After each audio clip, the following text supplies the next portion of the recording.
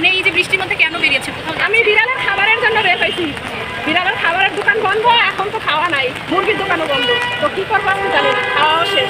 তো এই আটু পরিমাণ পানিতে বেরিয়েছেন বিড়ালের খাবারের জন্য? অসুবিধা না, বিড়াল খাবে, আমরা খাবো, সবাই তো খাবো, খাওয়ার জন্য তো বেঁচে থাকা, খাবার তো কিনতেই হবে। এখন তো পেলেন না, কি করবেন? না পেলে বাসায় গাজর, চাল, ভাত মিলিয়ে একটা সেদ্ধ করে সেদ্ধ খাবারটা আপাতত দিব, সেদ্ধ খাবার পেটের জন্য এমনিতেই খাবো।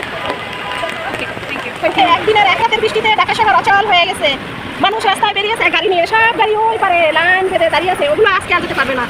আর আমি আমার বিড়ালের খাবার নেই, অতি দুঃখে রাস্তায় বেরোয়েছি খাবার কিনতে, বের হয়ে দেখি এই অবস্থা, দেখুন কোথাও খাবার নেই, গাড়ির লাইনে লাইনে দাঁড়িয়ে আছে। পরে হাঁটতে হাঁটতে আমার হাঁটু জল পার হয়ে গলা অবধি চলে আসছে, বাধ্য হয়ে আমি রিক্সা নিলাম, রিক্সাটাও চালাতে পারছে না। ওই দেখুন, এই যে দেখুন, এই যে গাড়িটা আসছে, কি পেয়ে গেছে,